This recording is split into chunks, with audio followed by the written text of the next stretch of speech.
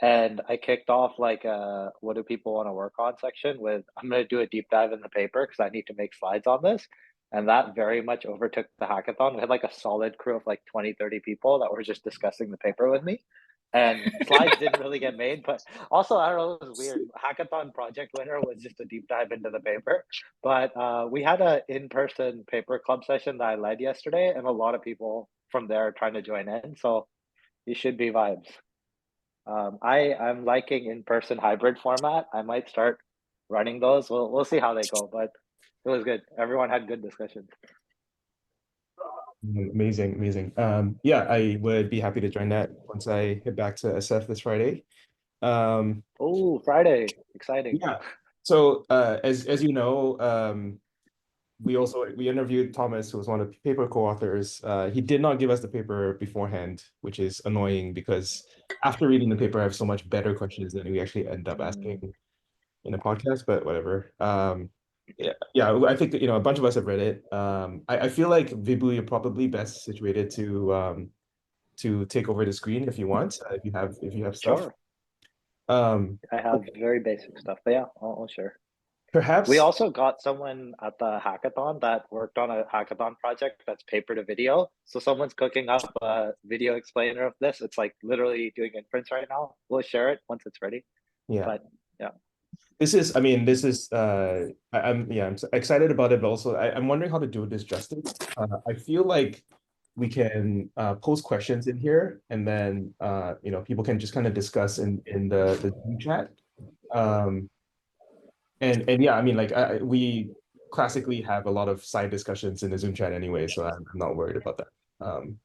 Yeah, I mean, yeah. While Vibu, go ahead. You can get started. But like, what do people think? What do people want to talk about? Personally, I called this the synthetic data paper. So I have a lot of like interesting insights or at least questions about the synthetic data stuff. But we can talk about everything. Like there's just so much in here. The format that worked well yesterday was like we're not getting through 100 pages. I'll give the high level, we'll go through the tweet overviews, and then let's just dig into whatever anyone found interesting and had like something that someone dove into. So like part of it was they had a bunch of scaling laws for pre-training. They had scaling laws for how they picked 405B and 15 trillion tokens. So whatever someone chose to dive deep into is what like I was like, okay, we'll dig into that. Also, other part of this, I'm probably gonna give like a longer 1 hour breakdown of like I'll go through the whole paper, have like an hour talk at some point. So I started slides. They're very not ready. These are like 20 minutes of slides. It just became discussions. But basically, we'll spend like 2 minutes on overview. Everyone knows Llama. Interesting stuff. So like they dropped 3 to 3.1. 3.1 was a pretty big update. The 8B got a lot better. The 70B got a lot better. A lot of this is just for other talk. But yeah, they dropped some sizes. The context's been getting bigger. We thought their scaling laws were just overtrain and pray, but no, they're actually pretty grounded in real scaling laws. They're all dense models. After reading the paper, their whole justification for this was like, we want to see stuff that scales.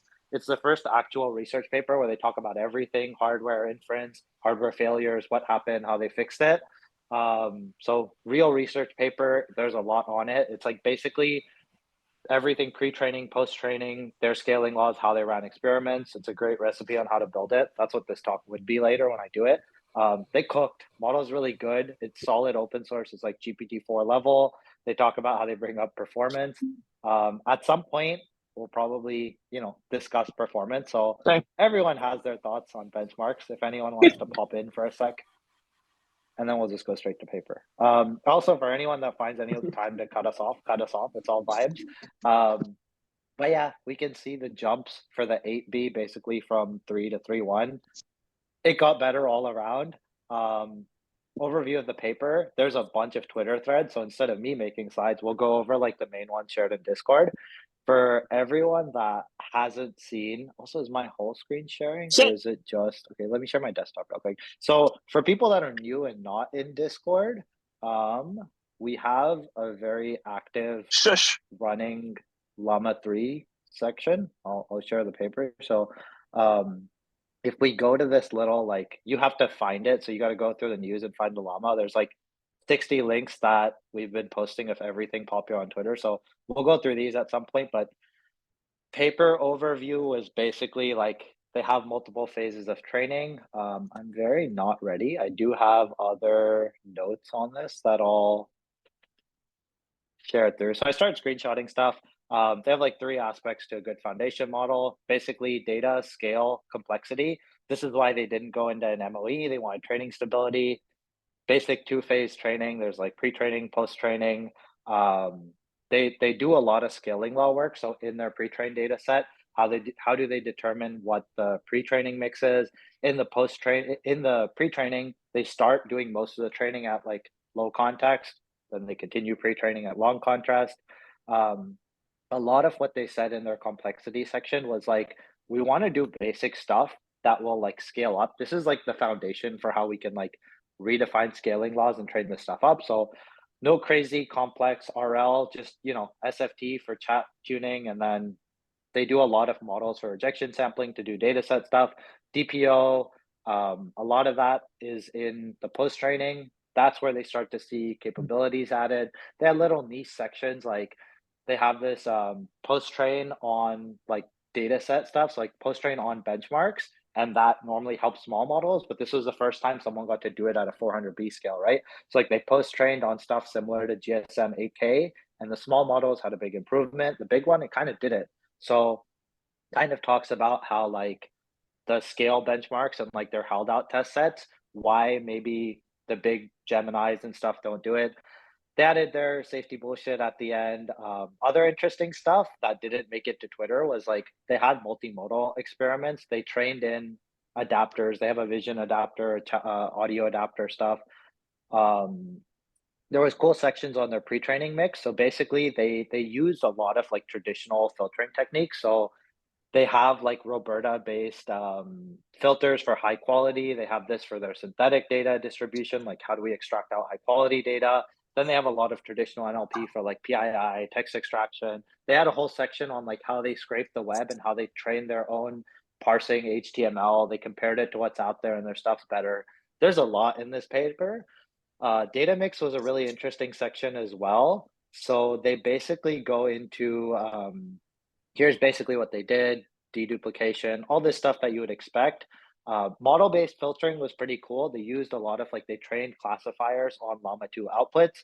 On the synthetic data side, Eugene has a great tweet thread. We'll probably go through it at some point. This was an interesting section that we haven't seen before. So when you have like a base model that you're pre-training and you have like 15 trillion tokens, how do you determine what the right mix of that is? So their finding was like half the tokens are general knowledge, 25% math and reasoning, 17% code, all this stuff. But they're like, this is the first research paper that actually like breaks this stuff down. They actually did like scaling law experiments. So they trained small models that were like a couple billion parameters. They started testing different data mixes, and then they train a large model to see what actually works and what's the right data mix. And then they're like, here's the answer for this stuff. Model architecture was pretty similar. They like did a few little changes. They did some better attention masking, group query attention. Here's architecture. All this stuff is like on Twitter, so not as interesting. From the podcast that Sean had, the vocab section is pretty interesting. They're like, instead of messing with tokenizers, changing vocab is pretty big for small models. Check out the podcast, or if it comes up in discussion, we'll discuss it. Scaling laws was another interesting one for the paper itself. Um, Basically, traditional like chinchilla scaling laws used to have this whole like they're predicting what's the optimal for your compute budget, like what's the optimal model parameters, all that stuff, how many tokens you train on. We thought that they were just scaling and praying and trading like, fixed cost training run for cheaper inference, but this stuff is actually grounded. So they developed new scaling laws where TLDR of what they did is previously we used to do scaling laws where we're just predicting on next token prediction accuracy, right? So we're trying to predict on like perplexity and just how good is next token prediction. Instead, they do all this fancy math and they changed the training objective to be like more representative of a reasoning benchmark. They use the ARC challenge where basically they have a reasoning benchmark. And now instead of doing scaling laws to predict next token prediction, they've changed it so that they're doing scaling laws to predict optimal model stuff based on actual reasoning. And that's where they come up with this like their scaling laws show that for a 402B model, you want to train on 16.5 trillion tokens. Based on that, they did a flagship 405B based on 15 trillion tokens. And then this is where they have their like infra optimal, where they started to do the 8B, the 70B. They just reused their 15 trillion tokens and just overtrained, and that works. The other really cool section, the sections that didn't make it on Twitter, were like their training infrastructure. So they give out everything, right? They give out like the full pre-training stack of like they have a section in here on how they do their pre-training. So like one is like the whole hardware configuration. So 16,000 H100 hours, what failures they hit, why they went for simplicity. This was a pretty interesting section. Like over their 54-day training, they had like 400 job interruptions, 419 unexpected interruptions, and like 78% of these were like GPU hardware issues. And then they have a section on like if they did MOE, all this stuff compounds. So we just wanted something like simple, scalable that we could deal with well. And like this is stuff that you don't really see in papers anymore, right? It goes further with like what is the pre-training set. So like these formulas we don't really see anymore, right? So it's like when they pre-trained it, here's their like peak learning rate, here's their warm up, here's their DK, here's how many training steps, here's the bat size. Little nuggets like this haven't really like come up on Twitter yet, but like, you know, at first they have a bat size of 4 million tokens with a small sequence length. So like the first bit of training is a sequence length of 4,000, then they double it to like 8 million sequences at 8,000 for the next 252 million tokens. After they've trained on 200 million tokens, they double it again to like larger bat size for the next 3 trillion tokens. And then they do most of the training at 8,000 token sequence length. So like little stuff like this, I feel like we still need to digest.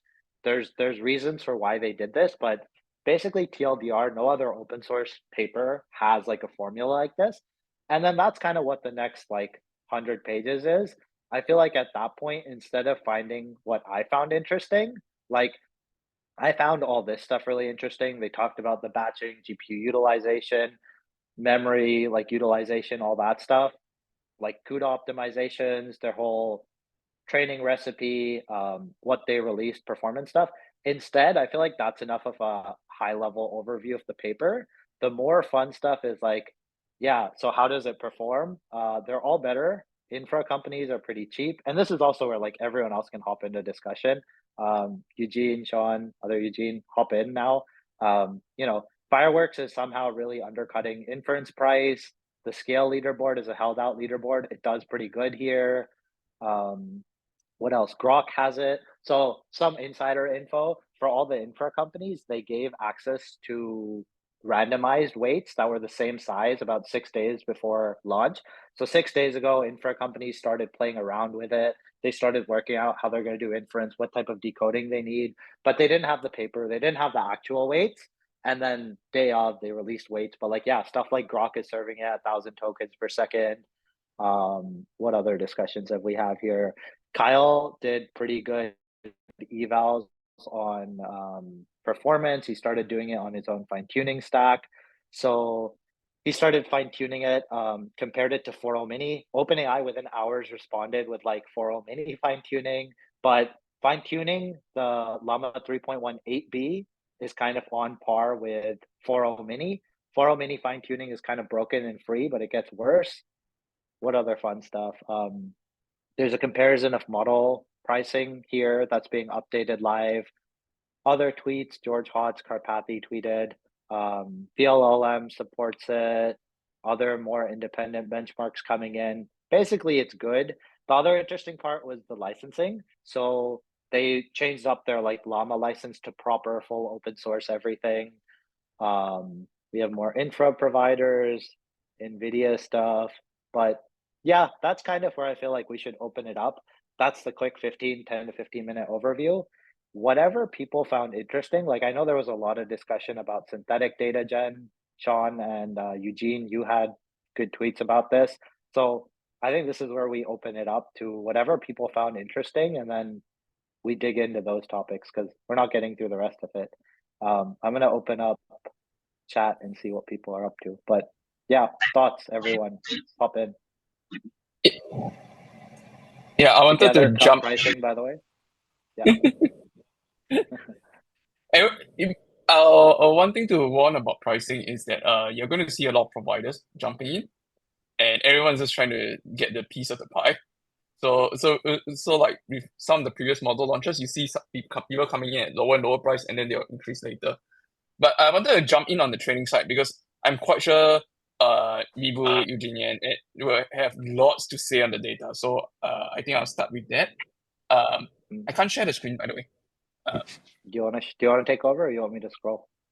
I want I to take can over stop slightly sharing. because Yeah, go for it. because I want to jump through a few things there.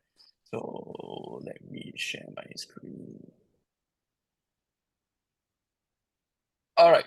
So I didn't see too much talk about on this, but for me, right, one of the big ones is actually pipeline parallelism. Not sure how many people can you see my screen? Yes. Yeah. So if you're looking at this and it's like, what is this crazy freaking schedule that they are doing here? But TLDR, pipeline parallelism is generally the idea of like scaling up your training across multiple GPUs instead. And to build around optimizing that. That has its own benefits. It has also its own downsides.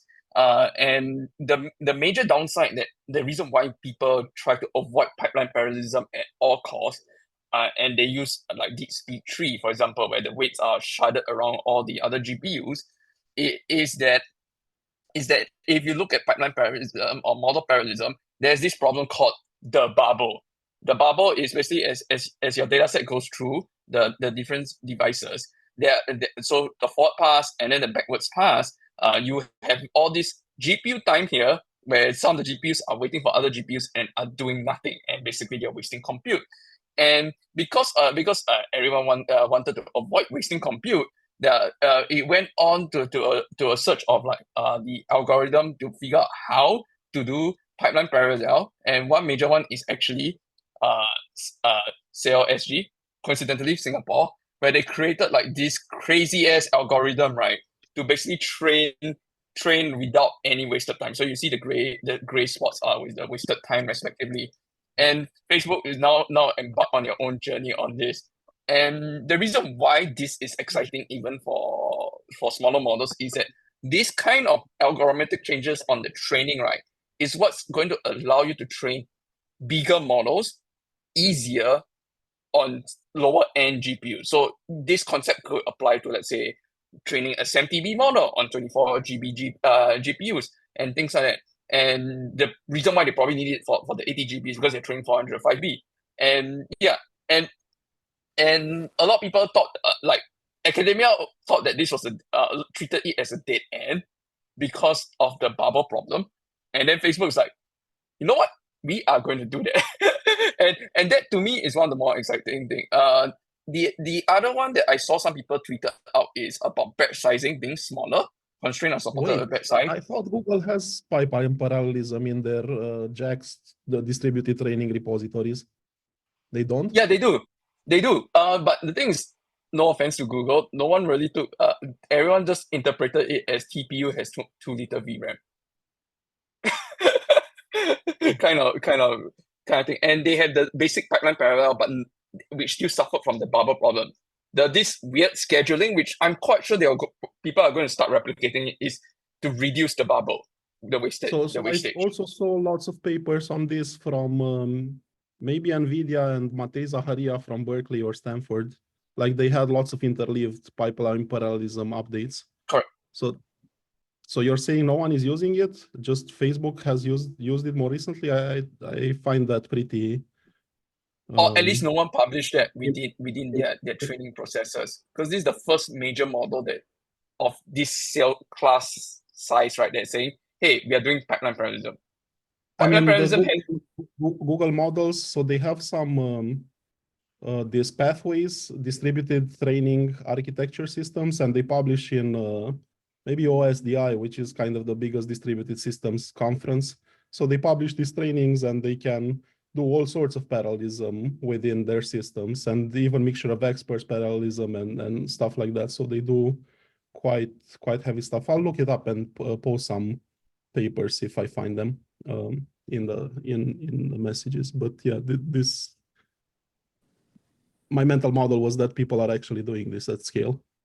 Thanks. Yeah, so I'll draw the distinction between pipeline parallelism and techniques like deep speed tree, which is essentially where the GPU has NVLink connectivity to other GPUs to actually read the model weights.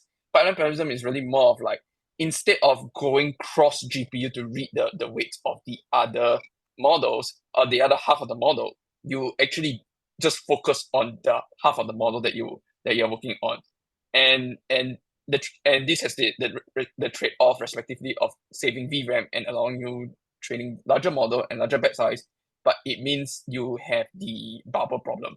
And I think the focus is really more about the bubble problem here rather than anything else. And yeah, like I said, I do expect more people to replicate this part. Yeah. So that's the part that I wanted to jump in on. The other major one that I wanted to jump in on is just multilingual. I'm so happy that I'm seeing this. We try to avoid using machine translated data to fine-tune the model. This is something that I think multiple people know that I've been shouting on the roof about, saying, hey, can we stop using machine translated data for other languages?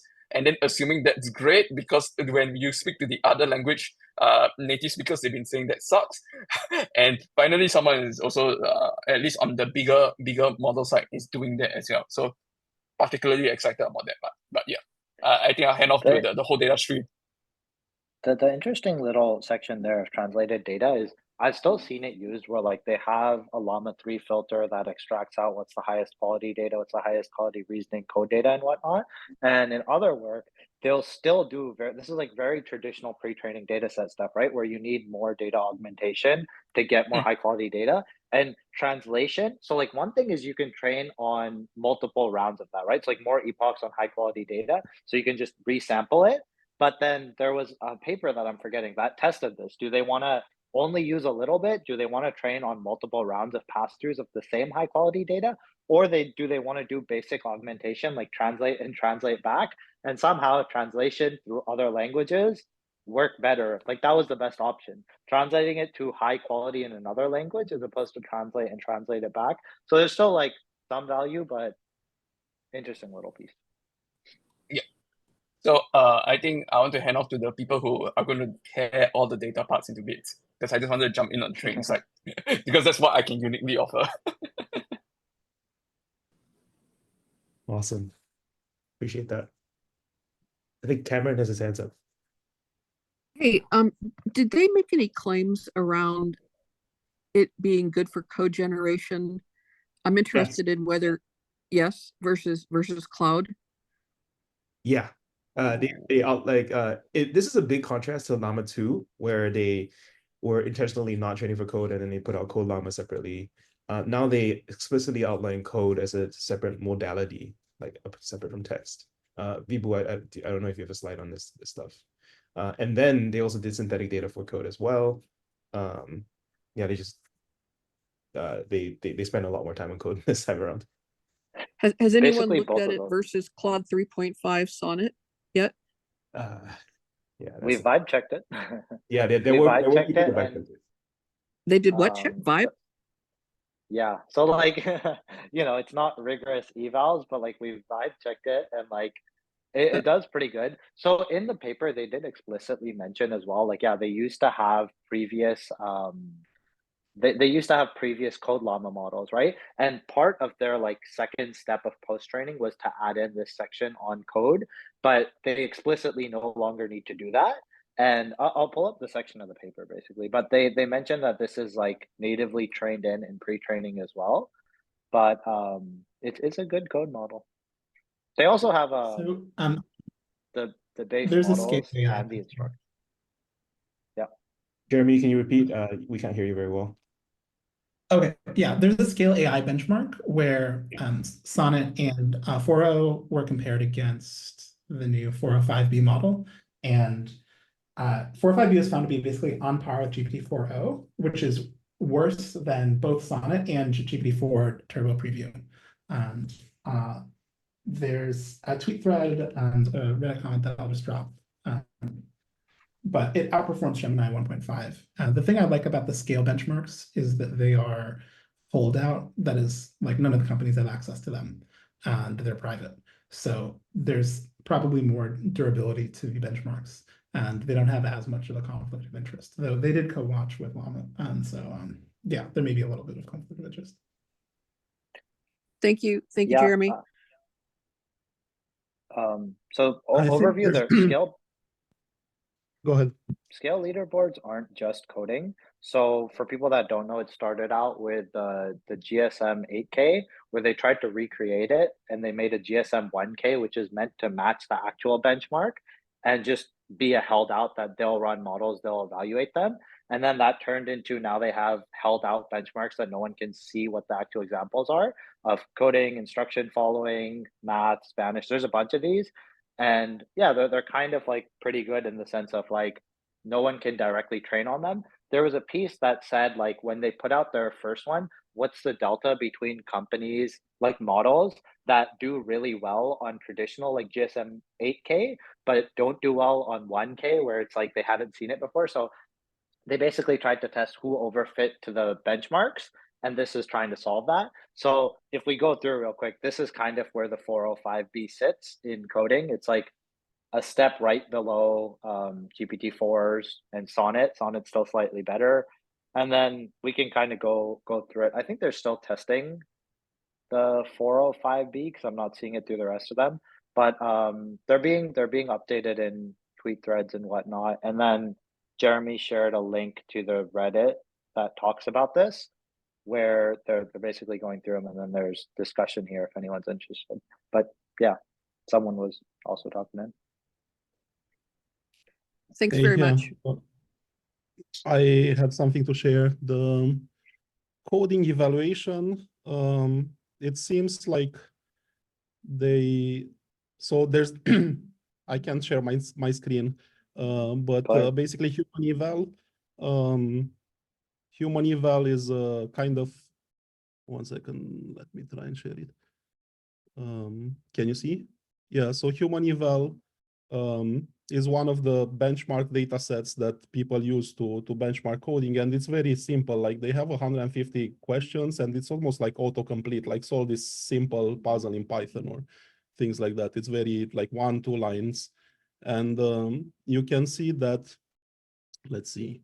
So the Llama 405B is not state of the art, so Cloud Sonnet beats it by a few percentage points. It's close to the GPT and Sonnet models, but slightly worse. And I think this kind of is similar to the vibe checks. My understanding was on the initial Llama stuff that Meta didn't focus that much on reasoning or on code because they're a social company, so maybe reasoning is not as super important for them. But then they hacked focused coding data collection session and shared a big code model, which kind of wasn't that great. Maybe if you don't put the data in from the beginning, just trying to fine tune on code by itself doesn't work that well. The other thing I wanted to share, can you see this other page now?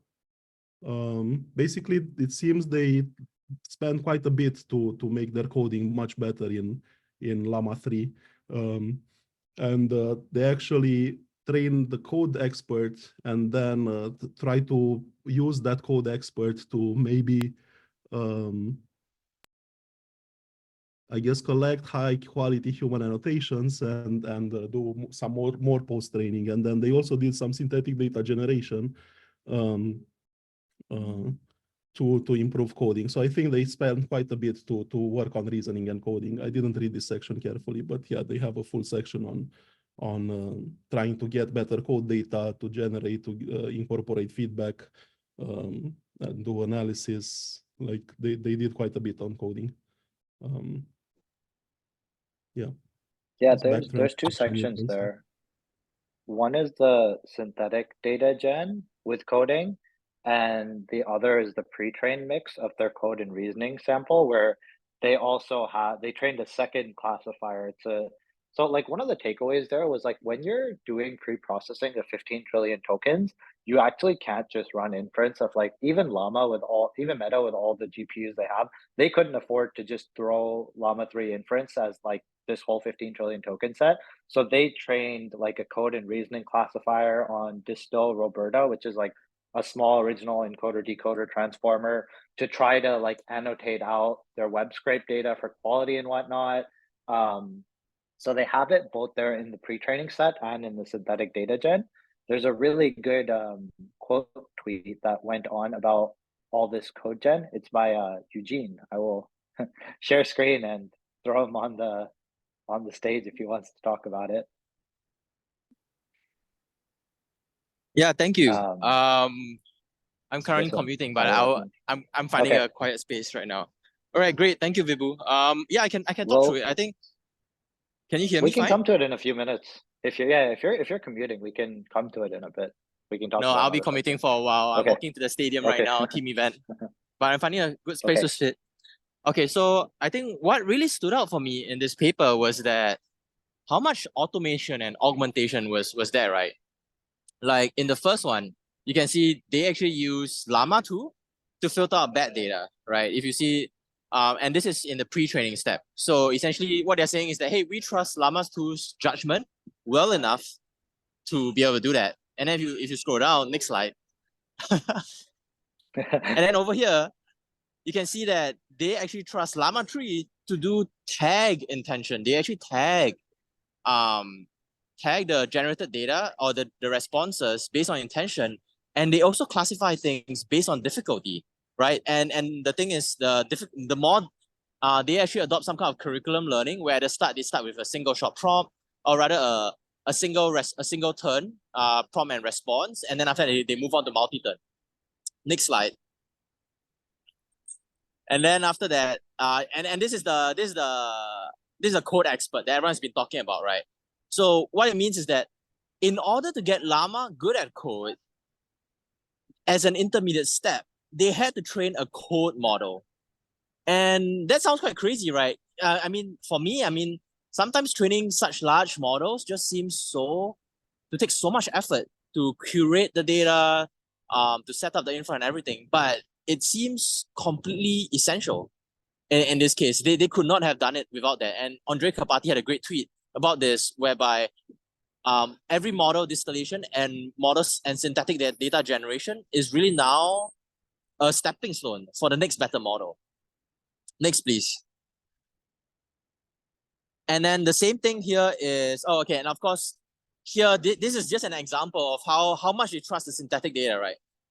The model was prompted to generate problems, then solve each problems. So I'm focusing only on the green highlights here. Solve each problems, and then they give the model the errors, and then they ask the model to solve the errors, and then the model also generates the unit tests, which they then use to evaluate the generations on the unit test itself.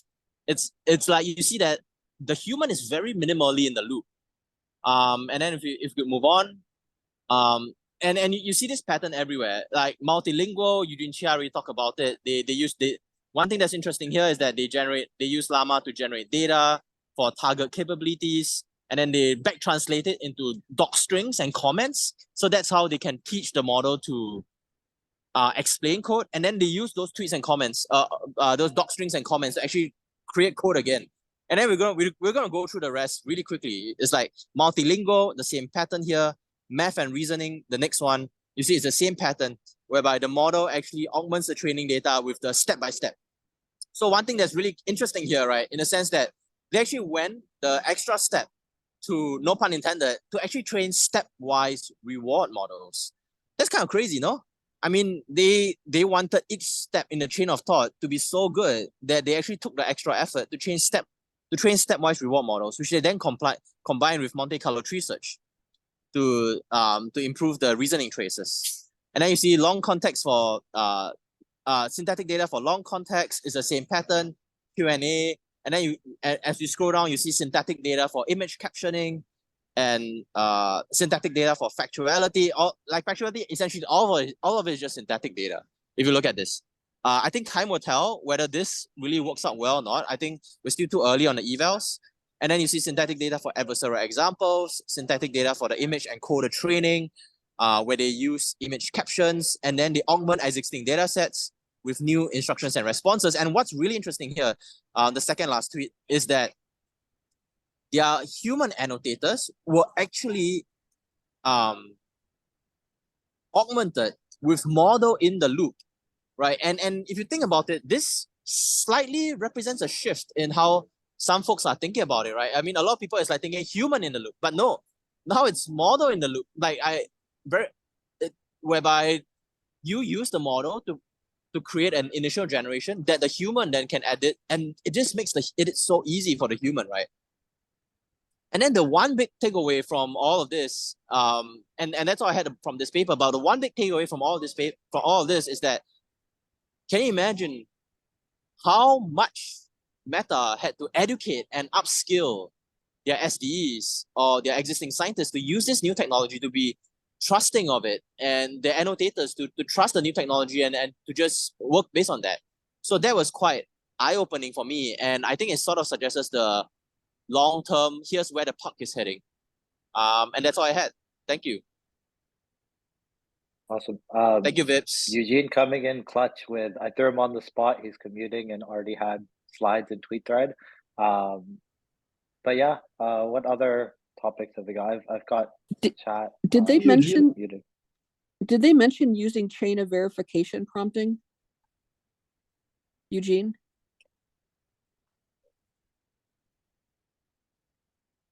Do you mean chain of thought prompting or chain of verification, where they try to verify the chain? The latter. Okay, I don't think they actually did that, but they did mention they had stepwise reward models that actually checks every step in the chain of thought. So, but I don't recall seeing chain of verification. Sorry. Okay, thank you. Welcome. Eugene, like early last year, there was tree of thought and some iterations with Monte Carlo search and this tree of thought stuff. But at that point, LLMs weren't good enough to verify or provide enough signal for this multi-step reasoning things to happen and things in the loop. Do you have some idea how they solved it, or why they were able to make all this progress? Basically, use all the tricks we were reading about maybe half a year ago, but it seems they actually got them to work. So yeah, I wonder what made it work. Yeah, I don't know. I'm very curious about that as well. I wish there was more papers showing how to use Monte Carlo tree search and actually get it to work, and share more details about it. I'm afraid I haven't seen too much of that in this current paper. Is it mostly for coding that they employ this, or for other tasks as well? Because for coding, you could signal back some reward, but for other things, I don't know how you evaluate things and propagate information and validate the chains of thought. Yeah, if I recall correctly, it was actually in the math and reasoning section. So whereby they actually use stepwise reward models to evaluate each step, to score each step in the chain of thought, so that the final output gets better.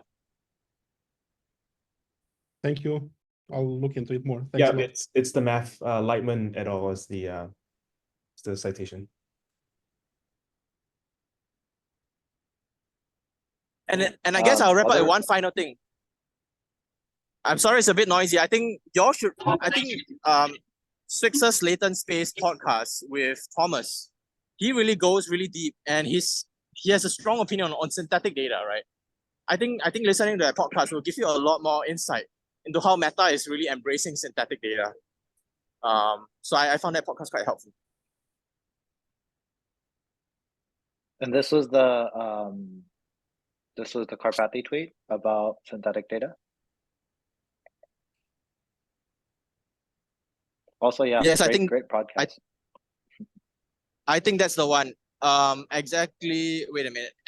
I think that here one thing in the sense that everything is a step for the next one. No, not this one. It was actually a tweet about smaller models, about how the competition for smaller models is going backwards. But buried in there, if you scroll down a little bit more. This one. Yeah, this one. Yeah, Model this one, size exactly. constraints, So okay. you can see the models have to first get larger before they get smaller, right? And the three-line paragraph. And then there's a staircase of improvement where one model helping to generate training data for the next. It's almost like he had read this paper up front and he was alluding to that. I don't know. Yeah, it's pretty interesting to see. Also, this was a tweet that came out even before, but like very much the small model distillation work, it's like pretty huge. And that's I think the big part of the license play in this too, where they did actually finally change their license to allow people to generate synthetic data, train on outputs of the 405B. I think the 405B is a little overhyped for just using it for inference. Like when it comes to inference generation and like cost effectiveness, mixture of experts are pretty efficient, right? They use less RAM at inference time, and like they're more cost effective for just the best quality. But then this is like really valuable for synthetic data gen, for filtering stuff like that. And that's what I see more of it. I know Sean Swix, you also had a pretty good write up about this. Sorry Want to go about over what? that or any other? About what? About how this is a synthetic data gen model, or any other topics we want to dive into. Also open to like everyone else that's in the call too. If anyone had anything interesting that they want to dive into on the paper, pop in, share your thoughts, you know. Yeah. I think Sachin's hand has been raised up for quite some time. Yeah, Sachin, go ahead. Yeah, Oh, yeah. So go ahead. this is for Eugene and Vibhu also. So we saw Sonnet actually take over some time back, right? So and there's still some what do you call gap to cover. So does Sonnet have some other tricks in their bag which is getting them that higher up? Uh, I know someone's working on a write up about this. no. I abandoned the idea. Oh, Yeah, so they never published anything about the what tricks they use, but the evidence strongly points to the fact that they use the steering vectors that they had from the scaling monosemanticity paper. The main evidence is that they happened to do this monosemanticity research on Sonnet. On What are you Sonnet. guys doing, you little freaks? SJ is constantly screwing up his mic. They did it on Sonnet, and obviously they only shipped 3.5 Sonnet. Like that's like the smoking gun. Like if they actually had anything else, any other trick that caused 3.5 Sonnet to be so good, they probably would have deployed it on Haiku and Opus as well. The fact that they don't is proof positive that it's basically the monosemanticity stuff. Does that answer your question? Do I need to explain what that is? I have a hot No, take it that's does. the opposite. Yeah, I think it's not control vectors. Yeah, why?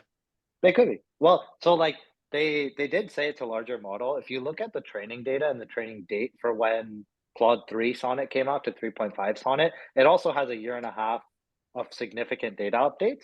So I think that there was a lot of research that put out on like high quality synthetic data, the post training mixture of it, and Sonnet probably just had a decent bit of like, you know, there's a lot more that they could squeeze out of it. Also, they did say it's bigger, so like a lot more data, a lot more like research in good quality synthetic data. The pre-training like data mixes started to come out.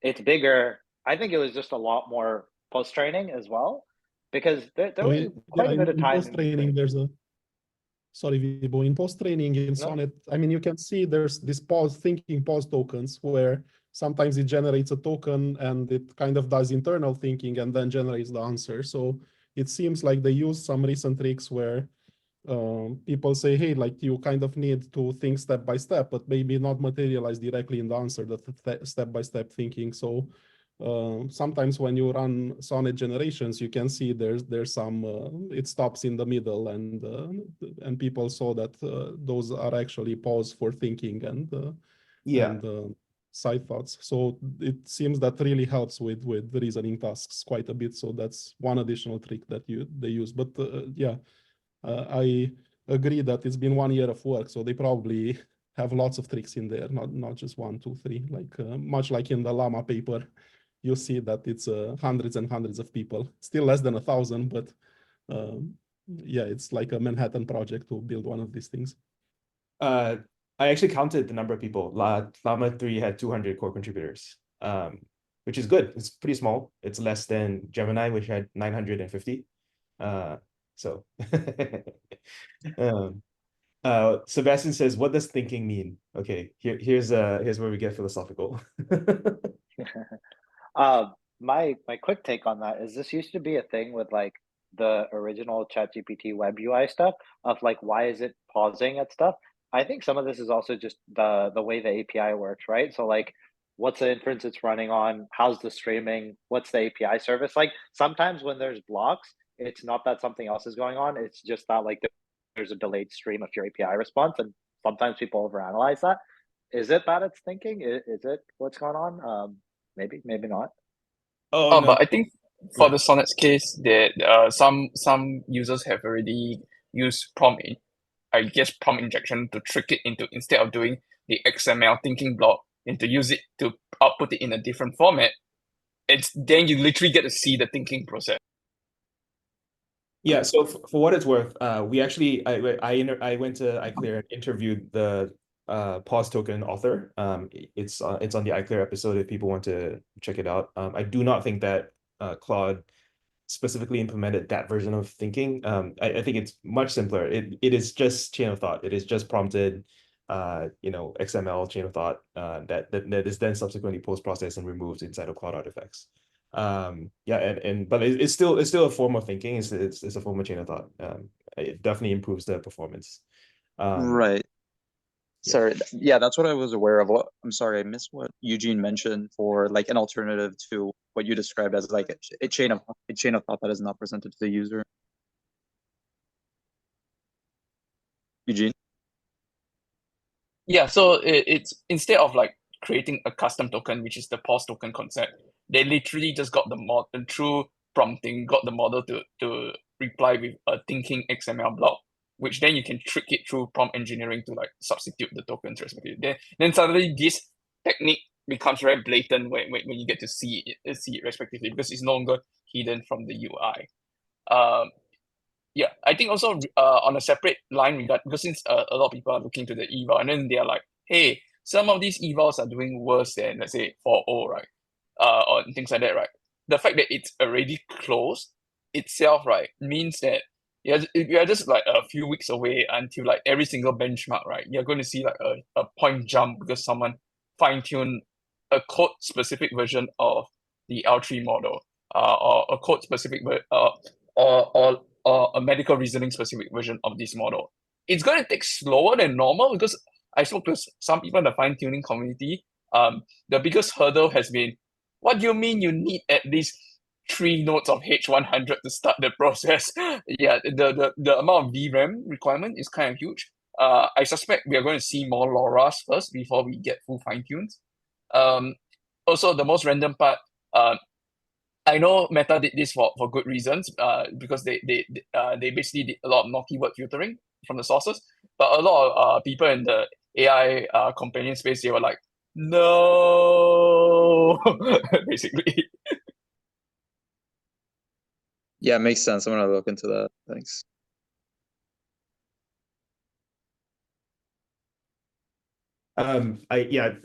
Do we have more things on the paper? I mean, there's more to discuss. I feel like everyone's being too polite. There's a lot of new scaling laws they brought up. They had a whole recipe for post training, how they did it, how they did their SFT, how they did. They also released both the base and the instruct models. How much of this was done by synthetic data? How they trained their like image video adapters, all that stuff for multilingual stuff. They like give out a whole recipe on like how to do this, and it's a long read. But for anyone that hasn't read a lot of papers, this is also probably a really good one. That's like a very approachable, very readable, not too crazy technical one to at least understand what's going on. They go into some of their like evals on their multimodality, how their adapters work, how it performs, and they're like, yeah, it's pretty good. They added speech into speech understanding, how to train a speech encoder, how many hours of recording they used, how they filtered it. Like they go through literally all of this. And like this is probably where like you could have an hour on this paper. That's like every step of it. But it's an interesting one where yeah, they do go into all that data set, how they transcribed it, like just little stuff too. Like in their speech understanding section, there's a section on like our ASR training data contains 230,000 hours of manually transcribed speech recording that spans 34 languages. So like, you know, just a little one line of like, well, we casually manually transcribe 230,000 hours of like 34 languages of speech, and we're just training a little adapter for this that we're not releasing. So like they put a lot of work into that. And then it goes even deeper into like how do you use this for pre-training? What about like spoken dialogue? How do we fine tune? So like what's the recipe for a speech adapter in an LLM? Like yeah, we did a lot of pre-processing to the base data set of like manually transcribe a lot of speech recording, have multi-languages, train it out. Here's like the speech length segments that we want. Then we fine tune this like adapter for spoken dialect. How do we do that? Well, we synthetically generate responses for prompt. We ask like for transcripts, we generate them. They generate like 25,000 hours of speech synthesis through VoiceBox, which is like a whole nother series that Meta has put out around everything like how they do like voice generation. So like they have a whole really good breakdown paper of that, how they use that to generate model, to fine tune and generate synthetic data for this. So like there's a lot in here if anyone's interested in. A lot of that doesn't make it to Twitter, but dig in, present it. But yeah. Architecture stayed the same. I thought the interesting parts were also just like they want to keep it very foundational and see what works and what they can just scale up. The second aspect to that is like it'll be fun to see when they start cooking with like actual MOEs. How do we like, you know, go outside the box? But high level also like it's nice to have clarity on their scaling laws. Like I've definitely presented too many times that they just scaled up and prayed and they took an 8B to 15 trillion and like they were very inefficient. And then other papers like 5.3 took a big shot at this, right? So 5.3's whole paper is about how we had chinchilla scaling. Then we have like this inference optimal llama like scaling. And then here's how you can do what we think is right. And then now Llama puts out a paper and they're like, no, this is actually all based. Here's like new scaling that's not just next token prediction. It's grounded on reasoning. Here's how scaling laws work. Here's how you can use it. Here's why we did it. And it's like, oh, it's gonna make sense. Yeah, Yeah. on the scaling part, I found it interesting and funny that they were using arc as a measurement for the scaling training. One of the weirdest take that I had in my head, it was like, so Facebook spent over $100 million at the arc challenge to try to win the $1 million prize. I think it's a different arc, right? If I'm not mistaken, it's not the Yeah, same but as the $1 million. it's not the same data but set. still, Yeah, but it's it's still in the lines. Yeah.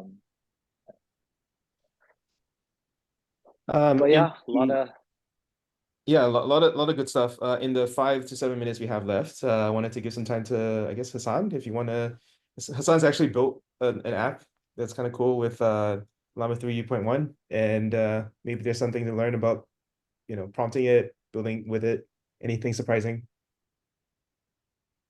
Yeah, thanks, Sean. Hey, everybody. I just want to talk about this app that I built real quick. Definitely a lot less technical than we're talking right now. This is dropping all the way down to the half building. layer. Yeah, I guess it is all about building. But I just built this little app. You know, it uses a search API to put in whatever topic you want to learn about, like quantization, and it can explain it to you at kind of any level you want. So let's learn about quantization at an elementary level. So it'll basically use a search API, grab all these sources and put it into context, because obviously Llama 3.1, larger context, you can fit in a lot of stuff, which is great. And I've noticed that it's pretty good at, you know, kind of dumbing down concepts, but also responding to the prompt a little bit better. And almost responding, like if I set a system prompt that you know, kind of details how it should behave over the next few messages, I found that it responds a little bit better. Like, for example, for this system prompt, I had like, make sure you make the overview really short, because when I was testing on just Llama 3 and on other platforms, it was giving me a really long initial answer. And so I want it to give a really short overview, but at the same time, I want it to be detailed in the future. And I also want it to include quizzes at certain times. And so I just found that that's a little bit, it was a little bit smoother at kind of at responding. So yeah, here it's gonna, actually try to give me a quiz and try to just be interactive and kind of teach me a subject at any level that I want. So it's fully open source, Llama Tutor, llamatutor.com. It's definitely open source. I misspelled this. Did it give an example of quantization math? I don't actually know over here. I think it's talking about. I just got into a debate on a call where someone was making an obvious error in quantization math and how much the memory before versus after. I'm not sure. I'm not sure if it'll. I know it does formulas as well. Yeah, so it'll put some. I should probably format these a little bit nicer. That's awesome, though. Yeah, thank you. It has. Yeah, I got about 4,000 visitors, and if anybody's curious about costs as well, so about 6,400 requests. I had some errors because I was playing around with. I was hitting like the context limit and a bunch of other stuff, and also using the Together API. Very biased. I work over it Together. But the cost for anybody curious, so we have about 12,000 average tokens per request. We have about 5,900 successful tokens. And so if you do the math, that's like 74 million tokens. And if I go over to our pricing right now, we're at 18 cents per million tokens for 8B 3.1. And so that comes out to about $12. From the 72 million tokens that I used in the last 24 hours from these like 4,000 people in 6,000 requests. So that's all I have. And so wait, can you show? Did you put a link in the chat, or can you to the app? No, I'll do that. Yes, I'll put in a link to the Llama Tutor. Okay. Hassan, llamatutor.com. Hassan, yeah, beautiful. Quick question at a high level. Is this using some sort of like, have you ever used the GPT's actions? Is it using a system similar to that? I actually haven't used actions. Can you tell me about that? So actions is where you input an API spec and the model itself can make the calls. The model itself can decide to make the calls to that API, provided that API spec. Oh, so like function calling basically. Yes. No, I'm not using. Yes, I'm not using it on this app. This was like the most simple example I could do, where I give it a system prompt. I do this API call for search. I parse all the sources and I just drop everything. And I'm like, hey, build something interactive. So this is kind of step one. There's obviously so much more I want to do. I want to try to do generative UI maybe with the Vercel AI SDK, where I show for the quiz example, I show an actual like quiz component that renders. I can like generate a little like report out of all the sources and have like read this, like, you can read this, check it out, or flashcards, or like, I feel like there's a lot of directions to go with it, but I kind of just wanted to build something really, really quickly. I just built it over the weekend. We got early access to 3.1 because we were a launch partner with Meta. So kind of just playing around with it and try to build something really quick over a weekend. Oh, okay. I missed that detail. That's really cool. All right. Thanks. So you're doing the retrieval. I'm curious if you could share what does it take to serve a 405B model on Together? What does it take to serve 405B? So we're serving what is it? FP8. It takes 8 H100s per instance. Yeah, but we're looking into quantizing down to int4 and trying to serve on 4 H100s, but in progress. The math is roughly 1 gig to 1 gig of VRAM, right? So at FP8, yeah, 1 to 1, and then you could scale that out. There's pretty good resources on this. I feel like we've shared them in Discord. And then someone asked about quantization stuff. Together put out pretty good, like you're now running quantized models and a good blog post about this. It's somewhere in the Zoom chat, and we'll probably share it in Discord too, but good resource on all that. Also, the paper has a section on inference, of course. So how do you run a 405B? What does that look like? What's efficiency in that? They have a whole section on this. They have sections on like previous meta work of like how do we have more token efficiency, so like multi-token prediction as a pre-training task. How do we have like, you know, other parts of what you might see. Meta's done a lot of work on this, but overall, that's kind of the high level overview and our thoughts on the paper. If anyone else has questions, we can discuss them. Otherwise, next week, we were supposed to do Wizard LM and Orca 3, so like heavy synthetic data gen stuff this week, today. We pushed that to next week. So sorry, this was like not super prompted. Last, like, you know, like basically less than 24 hours ago, we decided let's switch this paper club. So we didn't have crazy slides. But next week we'll have stuff for Orca 3 and Wizard LM. Same paper club, same time. And then at some point I might do a deeper dive into this, like a proper 1 hour breakdown of all this. If anyone's interested, I'll share somewhere. I'm curious about the quantization thing and whether, like, if you had the choice of a larger, more parameters but worse quantization, how do you figure out the trade-off between that and running, say, the 8 billion, like the 70 billion model without quantization versus the 405 with quantization to make it down to the same size? People generally I've do seen benchmark and evals. Okay, I there's no magic. already know these are already happening right now because a lot of the enthusiast communities are actually trying to figure this out. If for anyone who wants to try at 4-bit quantize, right, you can actually run it on 16 4090 GPUs for if you're doing at 4-bit quantize. And I'm already seeing folks doing that.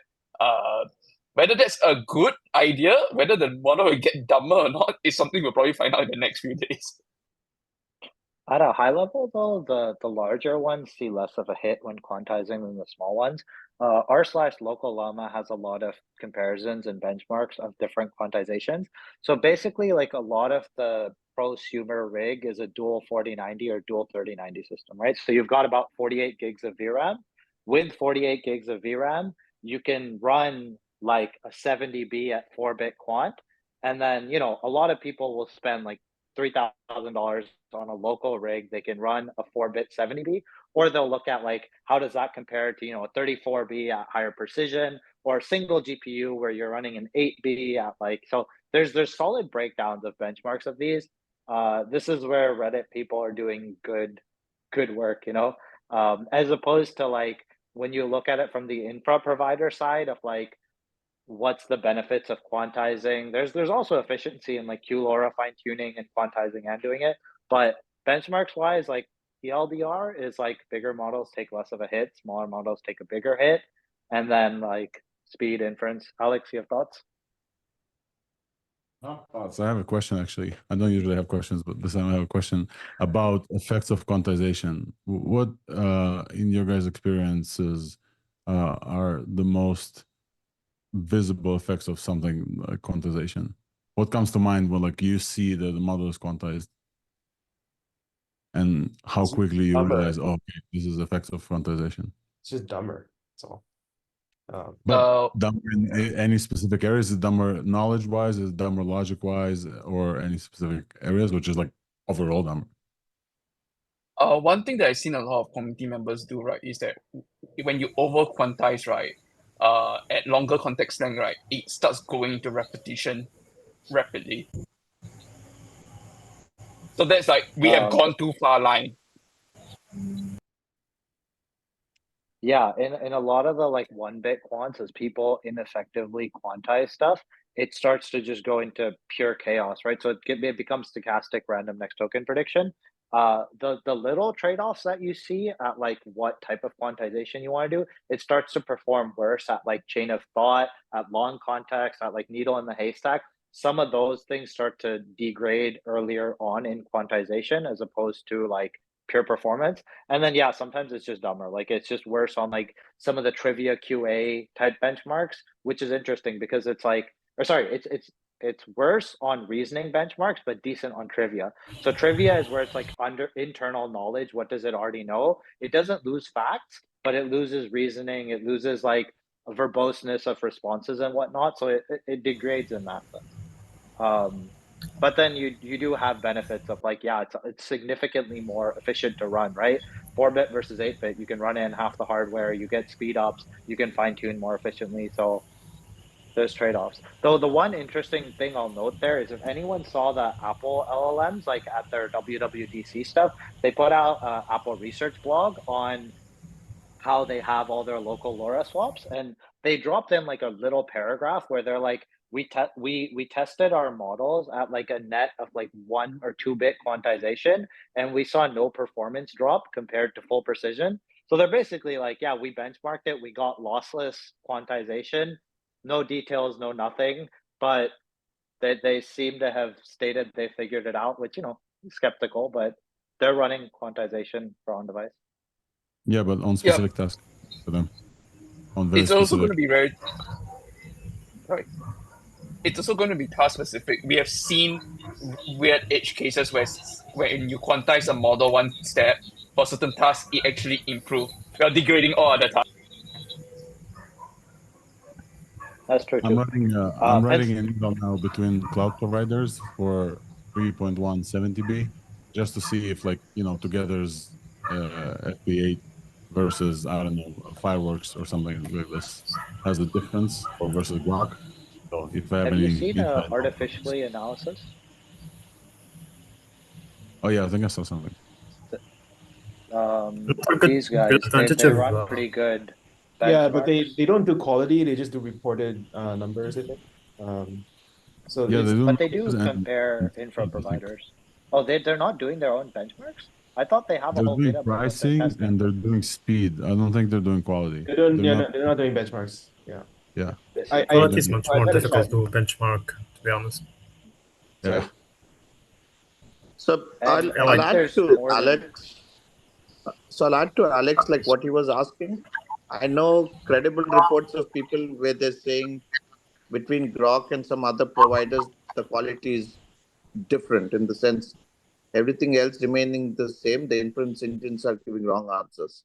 So I'll just leave it at that. Though. I mean, one thing I can tell you right now that I noticed that Grok temperature 0 returns different responses every request. So I don't know if temperature 0 actually works there.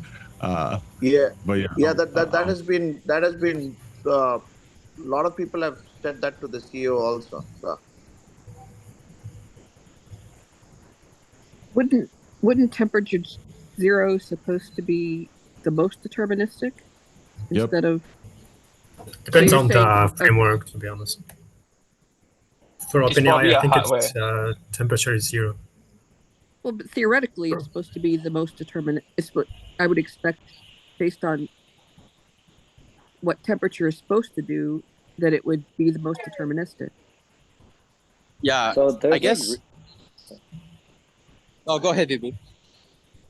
So sometimes there's little reasons like when they're running inference, right? They might run it on different hardware. So like maybe there's a server in West Coast, East Coast that's different GPUs, different CUDA kernels, different drivers, and some of that affects how you do rounding, how you do next, like what, yeah, basically how is inference being done. So you see slight variation. Then across inference providers, this is their like secret sauce, right? Are they doing self-speculative decoding? Are they doing speculative decoding? How are they doing it? So like all these little things have differences, but there's also the reason of temperatures, like yeah, different hardware, different drivers, different all that. So some of that answers it, but I don't know, Eugene, maybe you have more to add. I was just gonna say that Hmm. for GPUs, floating point just don't work. I mean, for GPUs with floating points and you push it through so many calculations and so many map miles, the floating points aren't just not gonna be precise. So that's why even with temperature 0, it's not gonna be the same throughout for multiple requests. Yeah, even for there's like the same GPU on the same request, like the order you do reduction on the mat mouse, as Eugene mentioned, will affect the results because like floating point calculations is not deterministic. Like you can try this in Python and add 0.1 plus 0.1. You might get 0.19999, not 0.2. So like the order you're doing the addition and multiplication can affect the results. And if you're doing like 1,000 addition and multiplications, it's difficult to get the same order every time. It's about that Okay, very thank you. small 0.0000001% noise that ends up cascading all the way. If you want true temperature equals to 0, the known reliable way is to run it on CPU. Because the CPU do have the floating point precision reliability. But if you're running on CPU, you're going to take forever. So Yeah, and to add to Eugene also, there are actually like 5 or 6 different class of floating point what do you call classes that there are in the CUDA, and I believe like people have to hand code certain have to account for these what do you call differences, and that's where they have to be actually shown the errors, saying that on some other platform we see this error and over here we see this answer, and now someone has to painfully go back and figure out bug in their code. So most of this is basically bugs in the translation layer, they're not bugs in the hardware. That's what I was trying to say. I'm definitely going to try that CPU approach. So I'm trying to get a project approved and not with the rationale being this type of inconsistency.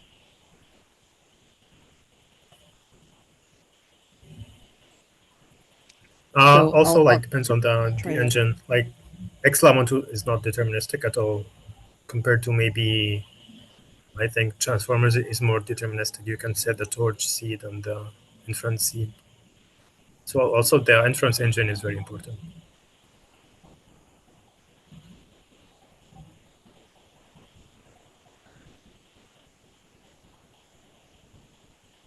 Thank you.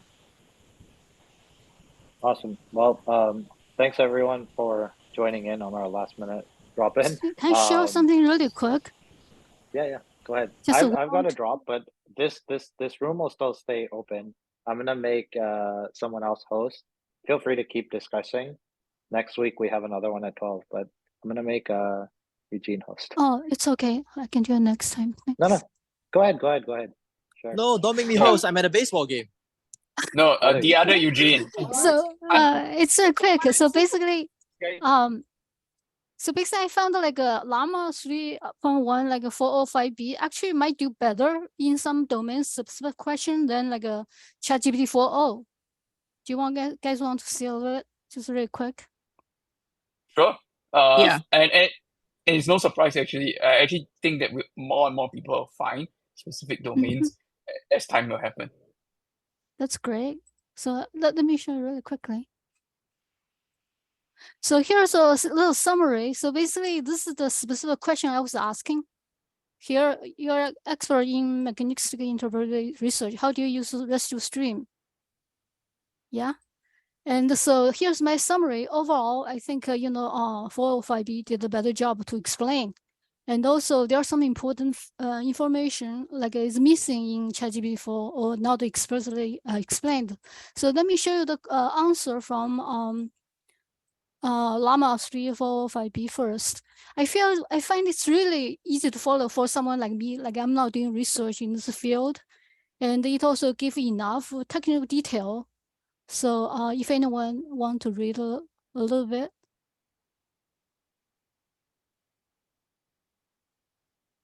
Yeah. So, and then I can move to the chat. What are the answer from ChatGPT 4 and the 4.0?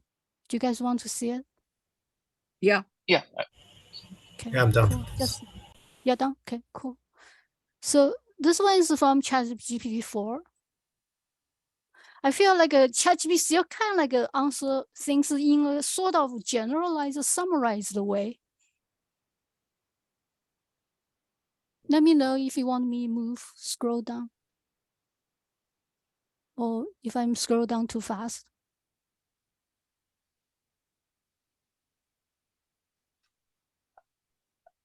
I think I think Eugene, the other Eugene would chime in that actually a lot of these things are very dependent on the prompt. So it won't surprise me for this question. That's a good point. No, but it won't So I surprise use me. the exact same kind. Okay, sorry. Yeah, what I meant is it won't surprise me if you tweak the prompt right. The winner ends up flipping around. That's what I meant. Yes, just for the argument, I didn't tweak the prompt just for Llama 405B. So I just, hey, I have this one, I just throw it out. But definitely, you know, more detailed study need to be done. And let me show you ChatGPT 4. Oh, it's better than 4, but I don't think, I still think Llama 3, 4, 5B did a better job. Just a second, let me see.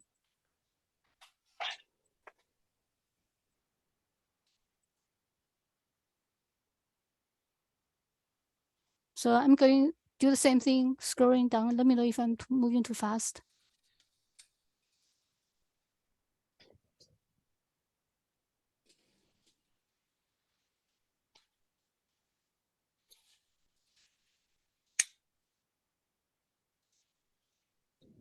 So basically, I think I kind of feel, of course, need to do more detailed study. I feel like Llama 405B may have been doing a much better job of organize its knowledge, you know, how the way to handle, how to answer question, you know, how to organize the knowledge together.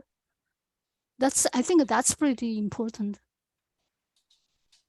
So I'll give my personal example that when I look at some healthcare related data, and if I'm looking it through basically ChatGPT 4, and then even when I use the similar prompt that I give through Perplexity, I get different answers. But since I know the domain, I know that sometimes like ChatGPT is just bullshitting, and Perplexity Right. actually gets references and it gives you a slightly better or more answer which I can take and go back to the references and dig deeper.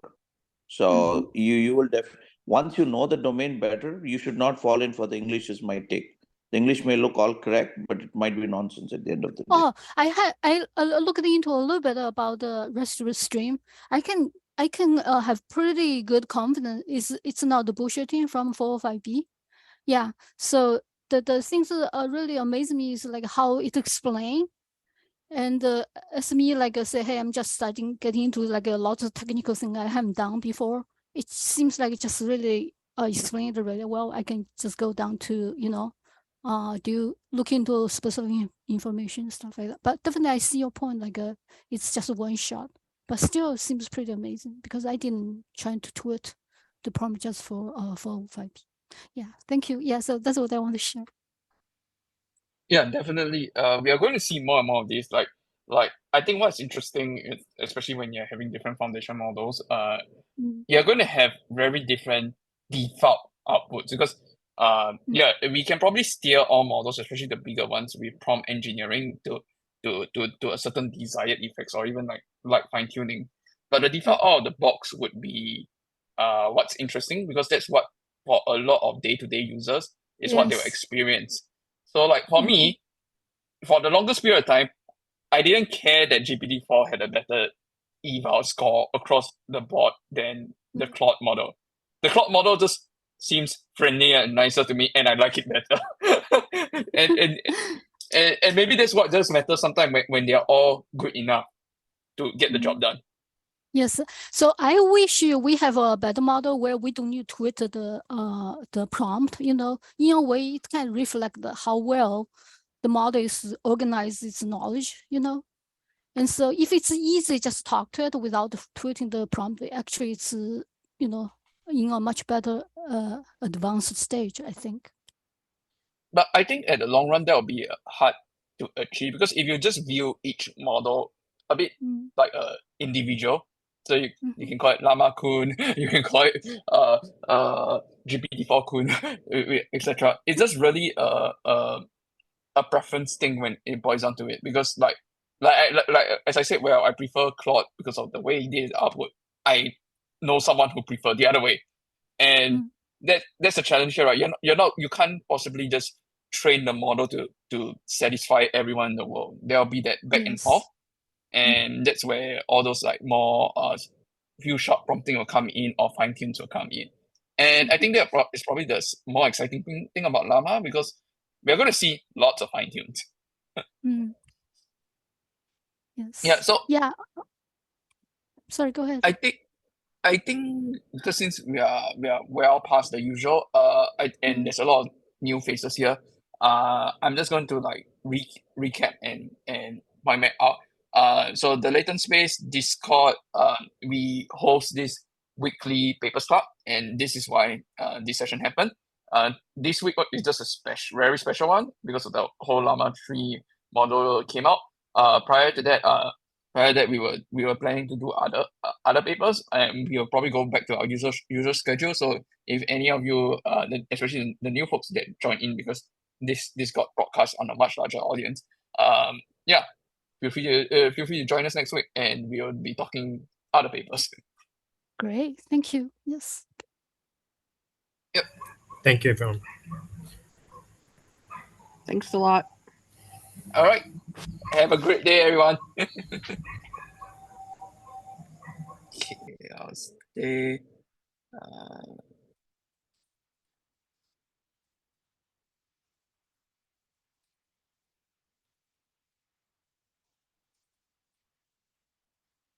It's got organized.